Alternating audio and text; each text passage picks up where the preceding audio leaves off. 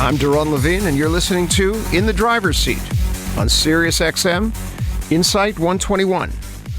We're the weekly show that's all about cars, car companies, which cars to buy, maybe which cars to avoid, personalities from the industry, latest technologies, your favorite designs, maybe a few outrageous opinions, but mainly anything and everything automotive. For the next hour, on our very first show, and this is a special show, we're going to be talking to Mary Barra, the Chief Executive Officer of General Motors.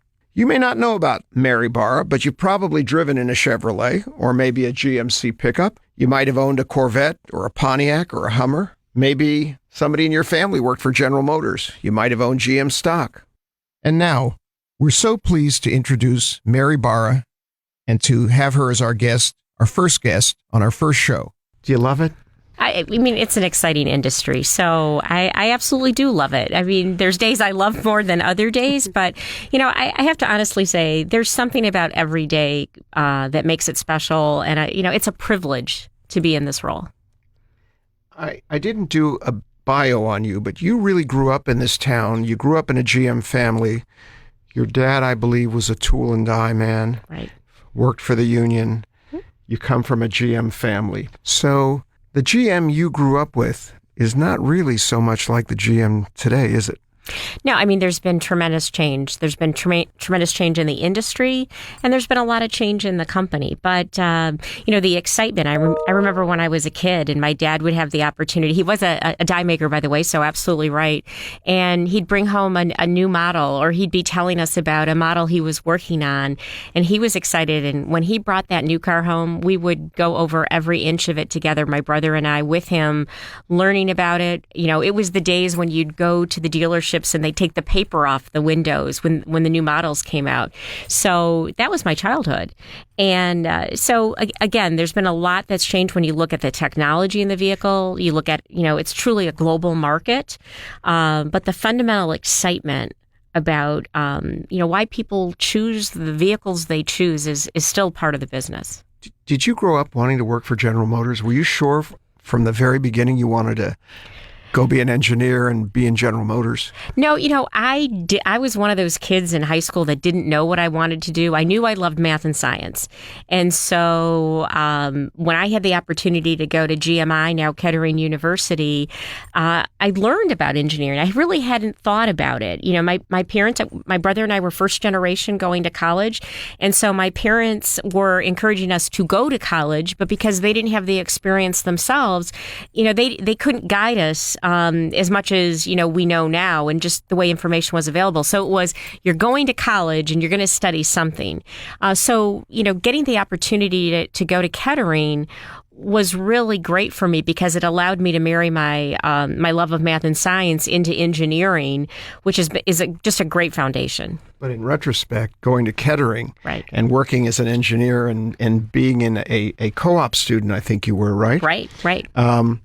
Now looking back on that, how could you have ended up anywhere else but General Motors? Well, I think that's true because so when I had the opportunity, there was a whole, a bunch of factors that led me to GMI. I have to say, when I got in, my dad was so proud because, working for the company his whole life, that was such an opportunity. But then, when a lot of my friends were working at the local ice cream store, I was working on the assembly line and I was learning about business, and I think I caught the bug. So through my co-oping, I didn't really consider going anywhere else because there was so much opportunity at General Motors, and I'd been given great work assignments through my co-op. The auto industry was where I wanted to be. Well, we're with Mary Barra today on Insight 121 SiriusXM, and I want to say, you're turned out very nicely. You're dressed with slacks and a top and some beautiful jewelry. But I wonder, back in the day, did you ever think that you would be an executive going downtown, maybe getting into a dark blue suit, talking to directors? And when did you think that actually might become a possibility for you? Clearly when I was graduating from college and took my first permanent role at GM, which was at the Fiero assembly plant, I had no idea. But my whole career has been about doing things you love and, kind of owning your career, learning about new opportunities and earning, the opportunity to do them, and always wanting to grow within the company. So I've had a lot of phenomenal opportunities from, working in different functions like HR and communications, and, running the Detroit and Hamtramck assembly plant was just, really a great way to learn this business, and a great group of people. Managing a plant it's a community. And so I've had great experiences that I think have allowed me to grow within the company. But, it wasn't until very recent times that I thought I had, a senior opportunity and the opportunity I have now.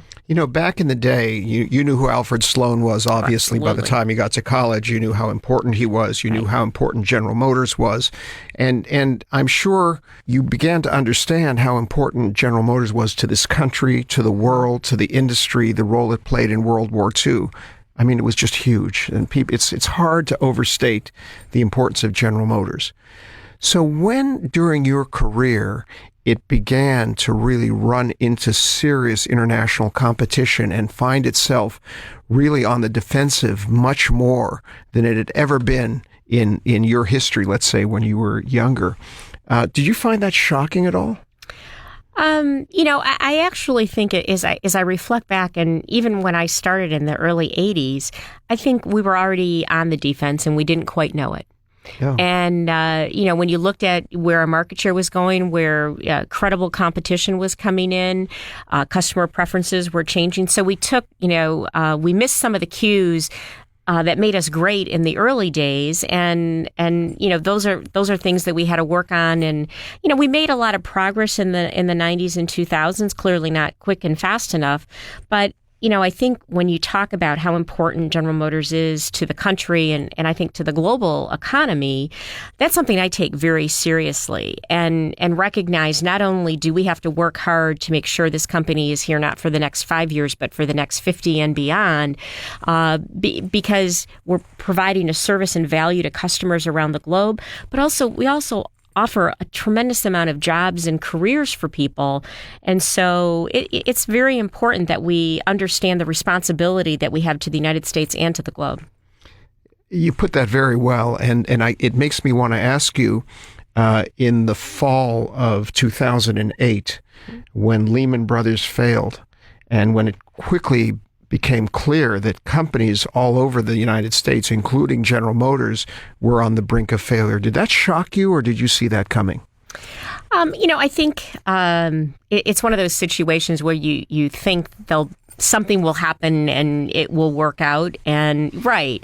But I also think there was incredible lessons learned at that point in time, where if you have major problems and you don't solve them, they don't tend to get smaller; they get bigger.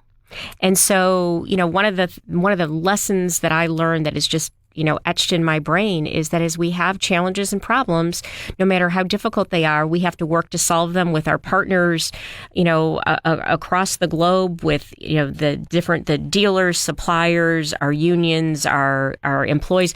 Every single stakeholder in this company is very important. I consider them a partner. We have to have great relationships and to be able to talk about how are we going to get through something, because if we don't, the problems generally just get bigger. I have to ask this because it just seems to me that every taxpayer in this country, every former employee, every owner of a GM car really wants to know, is GM fixed? And if it's fixed, how do we know it's fixed? And if it's not yet fixed, how will we know it's fixed? Well, at first, I think I'd like to say that General Motors will be forever grateful to the American citizens and the Canadian citizens, all that contributed to give us this chance, and we value that, and we recognize that people took a chance on us, and so we're grateful for that. I think we've accomplished a lot. When you look at the reinvestment we've made in the United States alone of over $10 billion, with providing jobs and job security that are good jobs across the country. when you look at the winning products that we're putting out. I mean, in Chevrolet alone, we have 5 new products rolling out over the next few months into next year. I couldn't be more excited about, the progress we're making in Cadillac. We know we have work to do there. So I think my answer is, I think we've made a lot of progress. We've reinvested in the community, which I think is very important. But we have work to do, and we're on it because our goal is to become the most valued automotive company in the world, and that's the path we're on. So we have work to do. Let me talk about, let's talk a little bit about Cadillac. I think it's a very interesting subject. I think people out there don't realize why it's important necessarily for a company like General Motors to have a luxury franchise and why it must be a great luxury franchise. And you recently took the step of moving some of your senior people to New York City. Mm-hmm. And there was a lot of debate about that, and it made the newspapers. I'm not sure everybody realizes it, but the senior people of Cadillac are now deliberately in New York City. Talk a little bit about why you did that and what you hope to accomplish by that. Well, I forget, the old saying, if you keep doing what you've always done, don't be surprised if you get the same results. And I paraphrased, I think it was very important when you look at true luxury, and we do think it's very important that General Motors has a true luxury brand.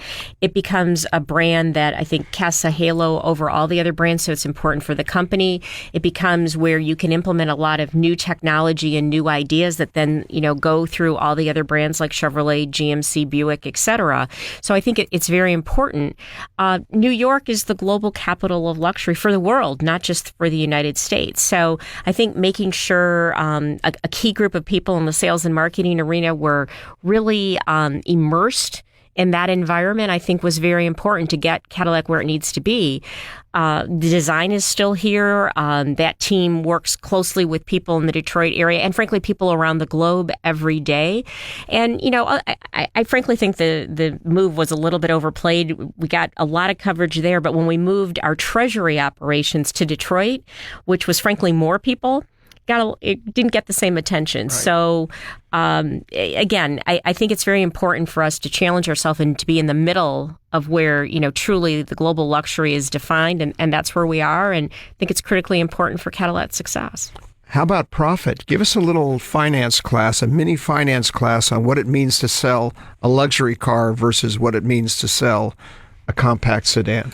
Well, clearly, when you look at profit margins, they're higher on your luxury vehicles, which is important, again, for the whole company to be able to reinvest in all products and to sustain the business. So when you look at some of the most successful companies, you want to have that ability to generate the margin to generate profits for the shareholders, because, again, they're entrusting their investment in us, but also to be able to reinvest in the business. I think it's interesting for people who live here, but also people around the world, when they hear the word Detroit, they think of this as a global city. Even though it's an American city, anywhere you go in the world, you mention Detroit, you can hear a pin drop. People want to know what's happening here. And the city of Detroit failed as well and has been coming back. And GM has really been taking part in that and playing a big role in that. And you've been driving that. Talk a little bit about what the importance is of Detroit and how GM's future is entwined with the future of Detroit. Sure.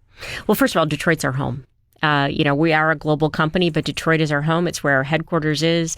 And I'm very proud of that. What I like about Detroit is, yes, we've had struggles and went through great challenges, but there's a commitment and a grit in Detroit that I just think shows our strength. So one of the things that General Motors has done, and I have to give Mark Royce, who's our head of product development and global purchasing and supply chain, a lot of credit, because he's invested a lot of his time to really understand and is committed to the education system. At General Motors, we're participating on a number of fronts in important charities, whether it's Carmanos or the Center for Creative Leadership, or working and partnering with United Way. But one of the things I think is most important is the work we're partnering with the United Way for the school system. Because if Detroit is truly going to make a complete return, which I believe it will, one of the tenets of that is a strong education system. And so the work that we've done done over the past four to 5 years with 7 high schools. We've seen a dramatic rise in the graduation rates. We've also then coupled it with our Student Corps program, where we offer employment in the summer for high school students, and we partner them with retirees. And I have to give a big shout out to our retirees because they do such a great job of mentoring these students. We do beautification projects or home improvement projects or school improvement projects. And so, it's just a kind of a full circle of investing to make sure the education system is working toward world class and engaging the students, engaging the community. We just had our volunteer week, and we partnered with Life Remodeled in Detroit, and we had over 3,700 engineers and employees from around the southeastern Michigan area volunteer to work.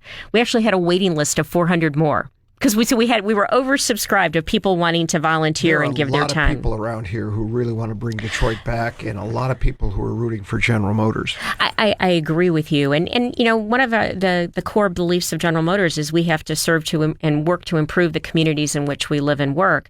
Again, no better place than our hometown, and so the work we're doing in education is important. But the men and women of General Motors are so generous with their time. I got an opportunity to go to Osborne as they were working. This is Osborne High School. Osborne High School. Yeah. And, just to see the partnership going on with Life Remodeled and our employees and the students and the administration of the school, and taking spaces that, in the past hadn't been used and creating a great outdoor courtyard and garden where classes can be held and students can see how things grow. And they were putting in a pond so they could see how, the science of that works as well. So I'm really excited about Detroit. We've got a lot of, like General Motors, we have a lot of work to do. But what I think is most important is there's a partnership between business and the local government and the state government. All the groups are coming together. And, frankly, when you have that type of cooperation, I know we can get this done. Well, you saw all kinds of civil unrest in Baltimore recently and in Ferguson, Missouri recently, and you talk about the collapse of the Detroit public schools, and you can't really talk about it in any other way, financial and in every other way. People have left it. It's shrunk. It's lost students. You're an engineer and trained to analyze. You've been graduated from Stanford Business School as well. Given all your contact with the Detroit public schools, what is going on there besides the things that you can fix that will give people hope that the schools can be put together on a sustainable basis going forward? What was not happening for the last 30 years, and what needs to happen to make sure that the public school system can exist in Detroit?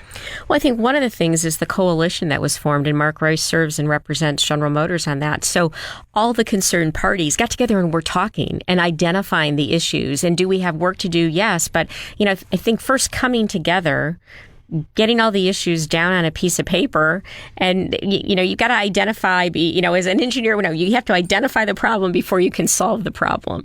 And so I think that work that's going on, and again that cooperation between administration and charter schools and companies and government, I think that's what it's going to take, and that's why I'm confident that working together we're going to find the solution, because it's solvable. We're here with Mary Barra on Sirius XM Insight 121 in the driver's seat. Thank you very much, Mary, for being with us today. I want to ask you about cars because I want to get back to the subject of cars and what cars are going to look like in the future. I think very quickly, and when I say very quickly, I mean in the last couple of years, there's been a lot of research done and a lot of demonstration done, not all of it by the automobile industry, about autonomous cars. And I think that there are people out there who don't quite believe that cars are able to drive themselves and will be able to drive themselves. Tell us, is that going to happen? How long will it take? And how do you think that's going to change society to have these kinds of technologies available in our cars if we want them? Well, I think if I start with the last question, the end game, when you have a fully autonomous driving environment, you have much less congestion, and it's fundamentally safer. And there's been a lot of studies, and that's been documented. So that's the end game, and that's the benefit to society and the benefit to the individual. We're on that journey. So when people say, I don't ever believe there'll be a car that drives itself, look at all the technology you can buy in a car today. I mean, if you buy one of our Cadillacs, or even this technology is across Chevrolet, Buick, and GMC, but you can sense that you shouldn't make a lane change if there's a car there. The car will actually stop because it can, read around the corner, perpendicularly to see if there's something you're going to back into. If you're going to hit the car in front of you, it will brake and stop you. So, that's technology today. Would you explain to the listeners what adaptive cruise control is? Because I'm astonished when I talk to people outside of Detroit, Michigan, and I say, have you tried the adaptive cruise control on your car? They have no idea what I'm talking about. Okay, so let me see if I can do this quickly. Adaptive cruise control, just think about it as you drive along. Right now, if you're not using regular cruise control, you are using your accelerator and brake to maintain a distance of the car in front of you. When you put on cruise control, as long as the car in front of you is staying at the same speed you are, you maintain that distance. Adaptive cruise control allows the car to say, I'm going to maintain this distance. So if the car in front slows down, I'm going to automatically slow you down. So I maintain that distance so you maintain the safe following distance. So it's adapting to the speed of the car in front of you, which is, once to your point, the exact same frustration I have is it's a great technology most people don't understand. I can tell you once somebody understands it, you never turn it off, especially when you're on long trips or highway driving, because it is so useful. Well, I can testify to that. If you travel for long periods with it, it takes a lot of the fatigue out of driving. Right. And you think, well, maybe I'm going to stop paying attention. You don't stop paying attention, but it really makes driving on the highway or on a big road, it makes it much easier. There's no question about it. Absolutely. And yet people don't really know much about it, and I wonder why that is. Well, I think that's one of the things that we're working on is the whole ownership experience of owning a Chevrolet or a Cadillac, because there is so much technology on the vehicle that if the customer really understands it and we can effectively explain it, make it intuitive to use, I think people will really benefit from it. And so that's the job of the automaker, and that's what we're working on, to make sure when you start thinking about a vehicle, you know what's available. When you buy it, you're not focused on a lot of paperwork and waiting, but that you can really spend your time learning about what this great vehicle will do. And then, as you want to learn more, it's very intuitive as you gain in the understanding and the ownership, as you have more time in the vehicle, you can learn even more. Speaking of which, it's interesting how people learn now about cars, because once upon a time, you would find out what was for sale in the Sunday newspaper. You might take the Sunday newspaper with you as you go from dealership to dealership and look at cars and talk to sales personnel. Now, almost everybody does their shopping on the internet, and there's some feel for the idea that maybe we soon will be buying on the internet. Do you think that people will be buying cars soon over the internet and closing transactions, maybe even getting financing and insurance, and maybe even having a car delivered to their home? Is that possible?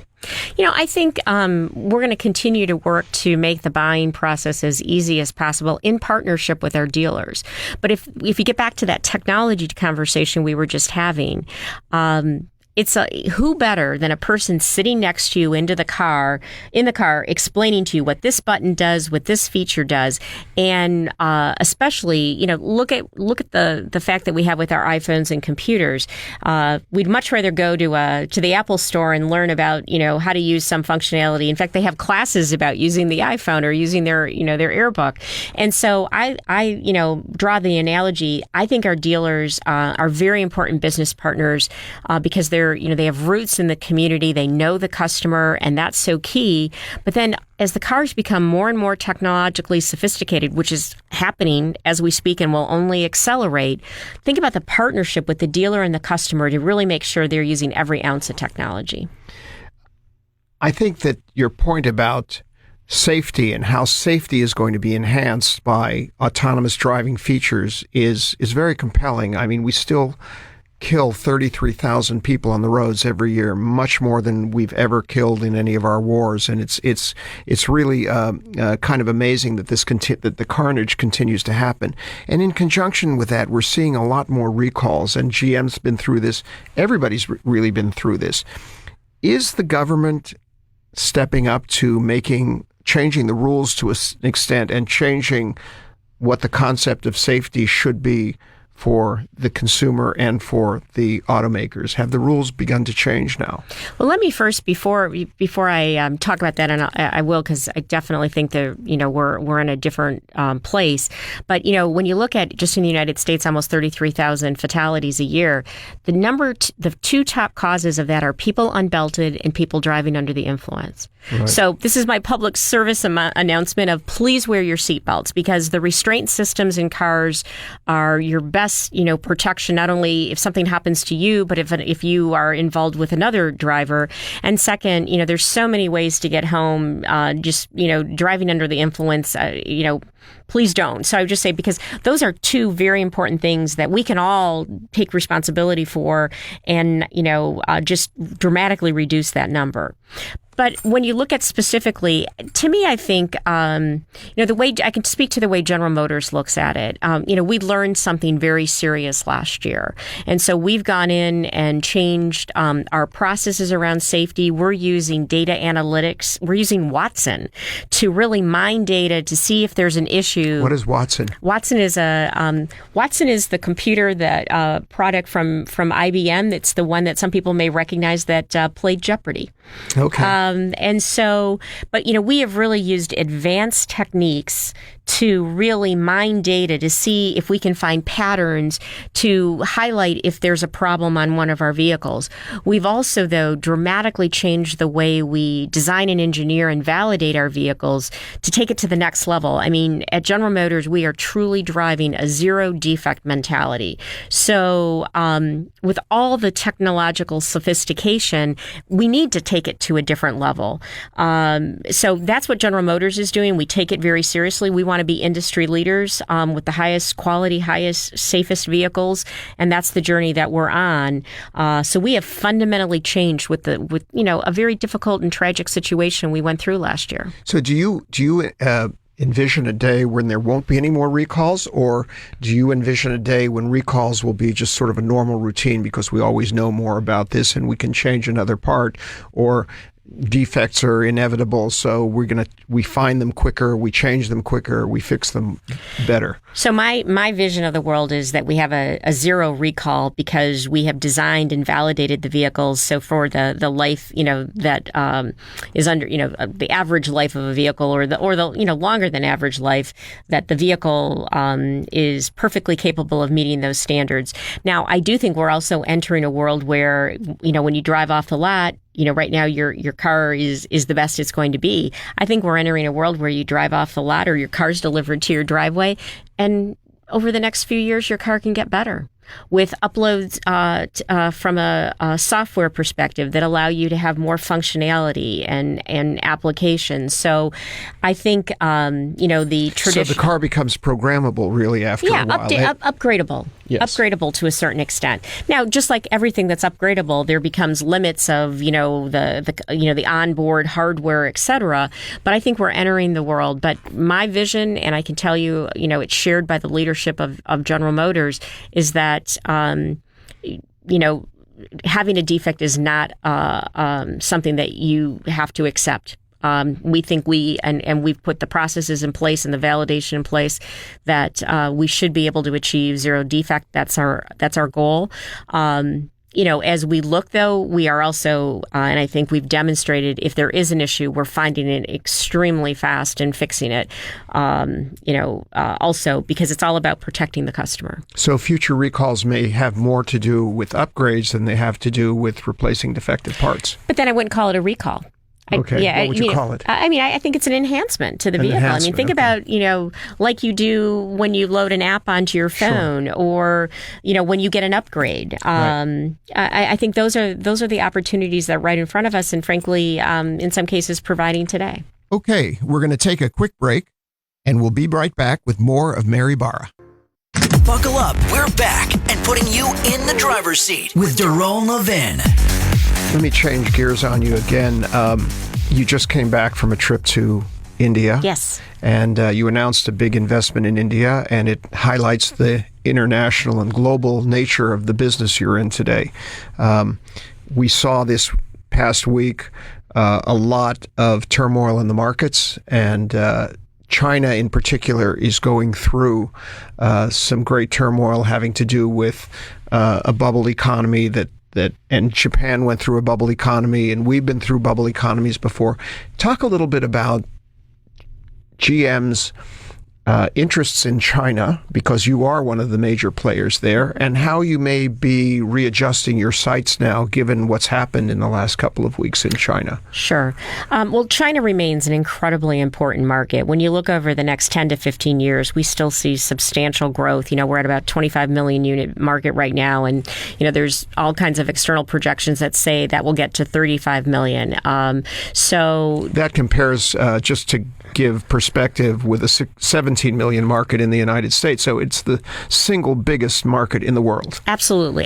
So a very important market. And to your point, with our partner SAIC and, the Buick, Cadillac, and Chevrolet brands, along with the Baojun and Wuling brands that we're partners with SGMW Wuling, we have a very, I think, important position there that we see opportunity to grow. Cadillac's doing very well in China right now and continuing to grow as we introduce new models. So, I think everybody got used to China just kind of being this straight line growth. And like every market, that doesn't go on for forever. So is it going to be a little more volatile? Probably. Is there still opportunity? Absolutely. Are we there for the long term? Most certainly. And really important of understanding the Chinese consumer, understanding what the right products are, what the right features, and that's what we focus on. But we see tremendous growth opportunity in China, so we remain very committed. And even with the volatility that we've seen over the last few days, obviously it's changed our view of exactly where the market's going to be by year end. But, still, even, this year, very important. And, I'm really proud of our China team that's done a lot of work to mitigate some of those forces to still have strong results, which we announced in Q2. When you talk about India, India is a country also that has huge opportunity. It's projected in the 20 to 25 timeframe to be the third largest auto market. And really looking and understanding the Indian consumer, very sophisticated in the technology that they're looking for. Because in most markets that are developing like India, as you start to have discretionary income, you're probably gonna have a smartphone before you buy a car. And so the compatibility and the integration is key, a very sophisticated customer. So I'm excited. We announced a very important commitment to India, a product cadence over the next several years of many products with our Chevrolet brand. And so I think it's a market that holds great opportunity and an opportunity for growth, which is important for the company overall, for us to deliver to our shareholder. When you testified in Washington, there was a lot of talk about culture, about a company's culture and what sort of goes and doesn't go. And you were very vocal about that. I imagine that going through an experience like that is kind of an annealing experience in a way. It kind of hardens you and shapes you a bit and kind of focuses your thinking. What do you think about the culture of General Motors and what you can actually do as Chief Executive Officer to influence it directly? And what are you doing to influence it directly? So, I think there's this myth of the way General Motors culture was up until last year. There had been tremendous change over the last 5 to 7 years, and there had been a lot of activity going on to really be focused in the company. But what I would say, what we've really, we are a fundamentally different company than we were last year because of what we went through. We're a better company. We're a more determined company. And I would say it really enabled us to reinforce our commitment to the customer and our focus on the customer. So if I highlighted one big difference is how much we are intent on making sure every decision we make is going to add value for the customer, and it's made through their eyes, not our eyes. And that's probably the most important. Also, making sure we're all working together as a team. I can assure you the global leadership team, we are completely aligned. We meet face-to-face on a monthly basis. We're on, many, whether it's telepresence or video conferencing or phone calls all through the month, but we are aligned in what we're working on across the globe. But also, the engagement to every single employee on quality, on safety, on customer focus. There's been a tremendous amount of activity. And you know what? Our employees are excited. We do about every 18 months to 2 years, we do a workplace of choice survey. And they're telling us, they're telling us what they care about, what we need to do to make sure they stay engaged, but how committed they are to the customer.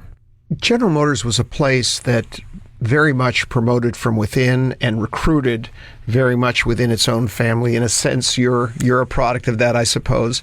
Going forward, I wonder if it's important to look elsewhere for ideas, for people, future leaders, for future engineers, for future people of all kinds of importance in your company. Is that something that you think about? I think about it every day, and I think it's vitally important. And when you look at our leadership team now, the senior leadership team of the company, there's several people who have come from other automotive OEMs. There's people who have come from outside the industry, and there's people who, like me, have been here for a couple decades or more. Right. And so, and it's that blend of experiences. So yes, it's the traditional definition of diversity as well. And, I think we, again, always have work to do, but I think we've made great progress there. But then it's the diversity of experience and backgrounds. And I think if you look across the executive leadership team of General Motors, you see that. And I see the benefit of it. So we're constantly looking of, what are the right and key and positions and people to bring in to continue to add and challenge. But there's clearly tremendous opportunity for the employees within the company to grow and have great careers. So it's a blend. So do you spot people sometimes? Do you read about people or meet people and say, boy, I'd like to get that person inside of General Motors? Does that happen?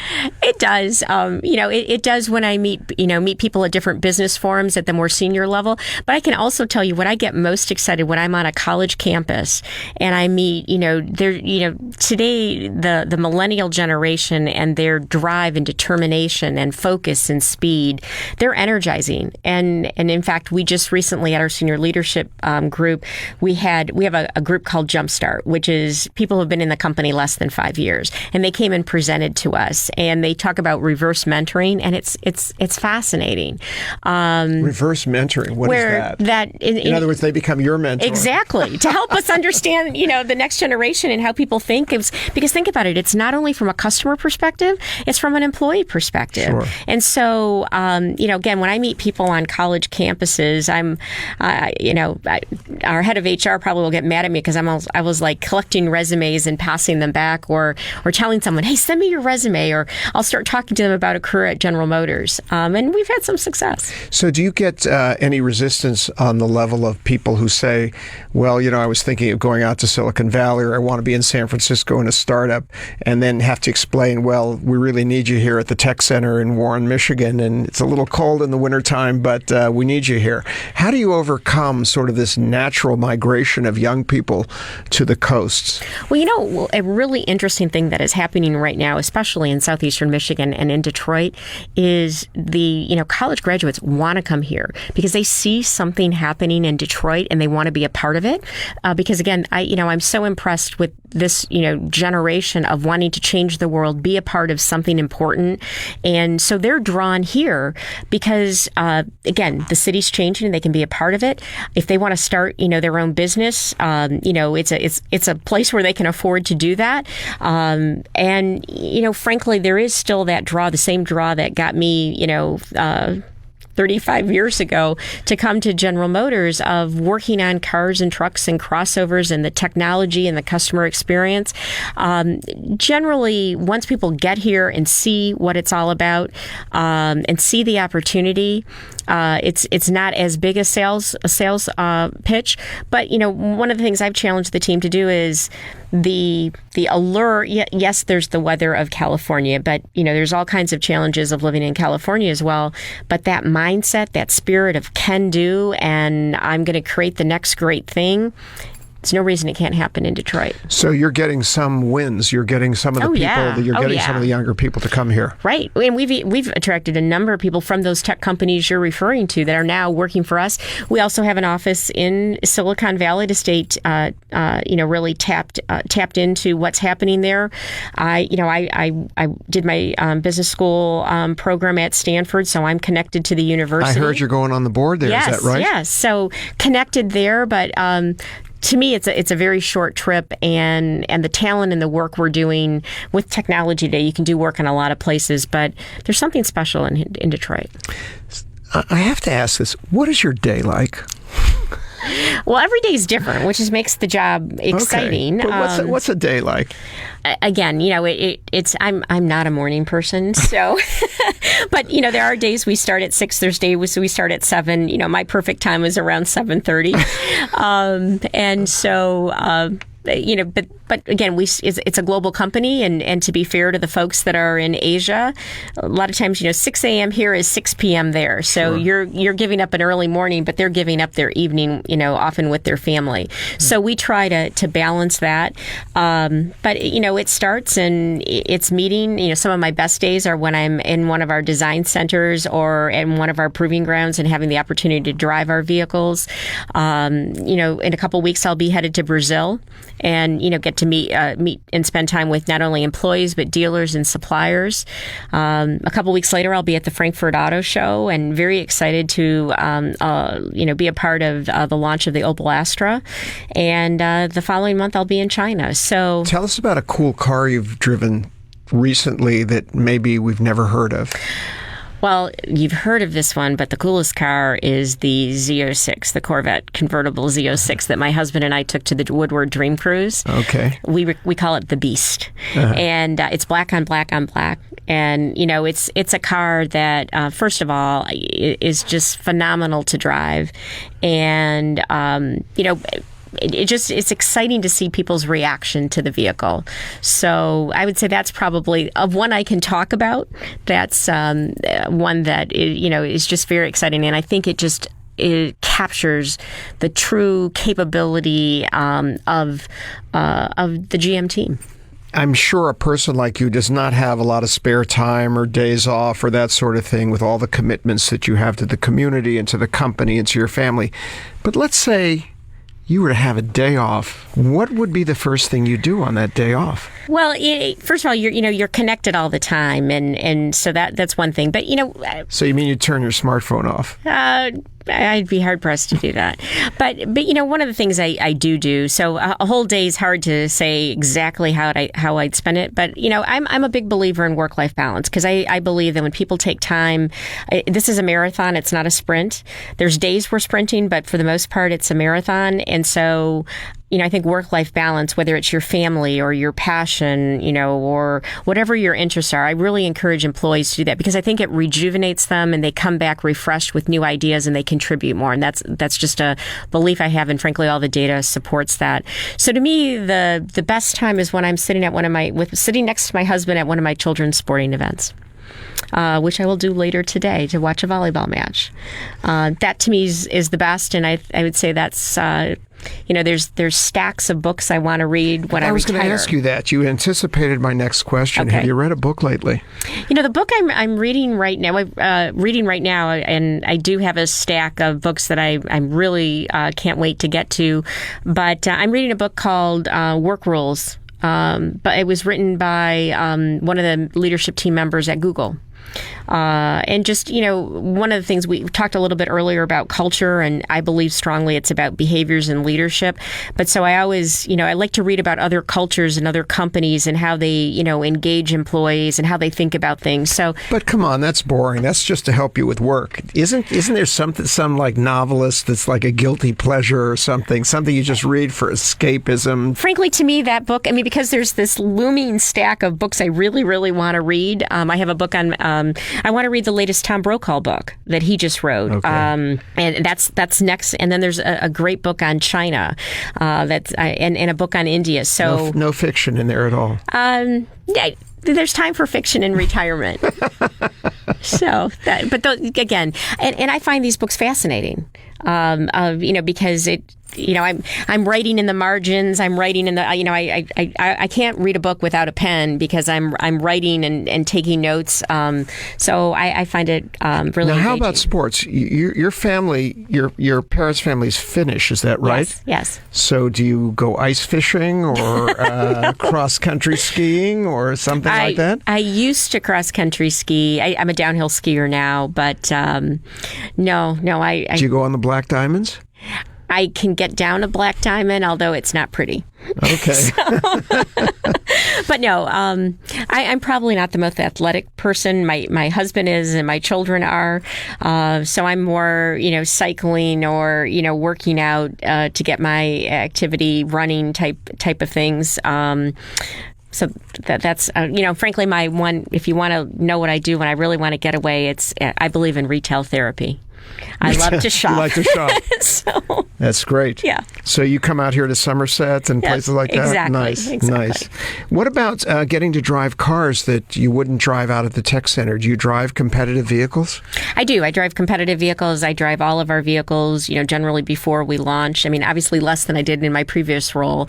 But even in this role, I get out to our proving ground and we'll drive a full suite of not only our vehicles, but competitor vehicles, because that's when it's real. What do you think is interesting that's happening in cars, either from a fashion sense or a connected sense or a handling and power sense? What's happening in our cars today that maybe wasn't true 5 years ago, that either the selection of the materials or the use of color or the comfort equipment that's in it? What really is interesting to you about what's happening in cars? Well, I think about every single category you just mentioned. In General Motors, there's been a step function improvement.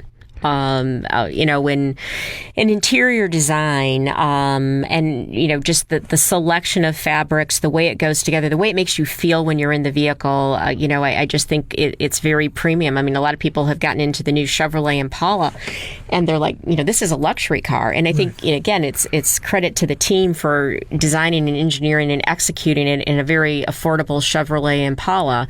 I think, though, one of the most important trends is connectivity. Because, one of the currencies we all value is time.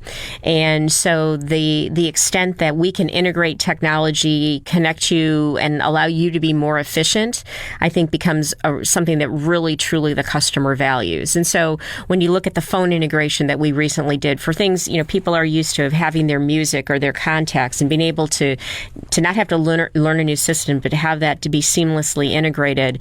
And there's so much more we're working on that I can't really talk about, that I think will continue to add value for the customer through connectivity. And, we have tremendous experience with OnStar, and, the wide deployment we have of 4G LTE. So I think you'll see us build on that, and it'll be very significant. I think, we talked about autonomous already, and I think all the features that are on vehicles today to enable you to be safer and more comfortable, as we talked about. And then finally, propulsion. When you look at, drove the Chevrolet Volt this weekend. Okay, and I heard that. So we're getting a new Chevrolet Volt soon. So. Yes, and I drove the vehicle, and the team, it's extremely well integrated. We really listen to the customer, to the current Volt customers, and we've had opportunities to share the vehicle with them, and it is taking it to the next level. Not only the way the vehicle is designed, interior and exterior, but also you'll go farther on a charge. So very proud of that. And then, of course, we have the Chevrolet Bolt coming. Right. You introduced that at the auto show. It's kind of interesting if you go through the sales numbers. Electric cars, alternative fuel cars, they've all been kind of a hard sell lately. Is that frustrating to you, given all the devotion and effort and engineering and capital that you've invested in this, that the consumer still seems to resist this a bit? Right now, I believe the consumer is very rational. So they go in and they're at a Chevy showroom and they're saying, I can buy a Chevrolet Cruze or a Malibu or a Volt. What's my use case and what's going to give me the economic value? Because they're all great vehicles. I think where it does frustrate me is when customers, today don't understand what the Volt is, extended range electric vehicle, and that I still have people today, we're launching the second generation. I have people asking me, but what happens when it runs out of charge? Well, nothing. You still continue driving for, a couple hundred miles. And so I think continuing to educate so people really understand the value equation, because, the data also shows that the Chevrolet Volt owners are some of the most satisfied car owners across industry. So once they understand and own it, and, there's like a competition that goes on to how infrequently can they refuel the vehicle. In fact, I have Volt owners telling me, when I get gas, I only get a couple gallons, because actually if the gas sits in the vehicle too long, the system in the car will actually make you use the gasoline, so the gasoline doesn't get old. And people hate that because who has won this competition? Do they write you letters? They write us letters, but it's mostly online and in the user community of competing with themselves. And they'll say, I bought no gasoline this year. Exactly, which is fun. Mary Barra, thank you very, very much for giving us some of your time. We've been with the Chief Executive Officer of General Motors here on Sirius Insight 121. Thank you very much for being here, Mary. Well, it's been a pleasure, so thank you. Mary, thank you so much for joining us. We were very pleased to chat with you. Next week on In the Driver's Seat, Jim Cramer will be with us, and he'll talk about what's going on in China, as well as General Motors, and lots of topics from the world of cars.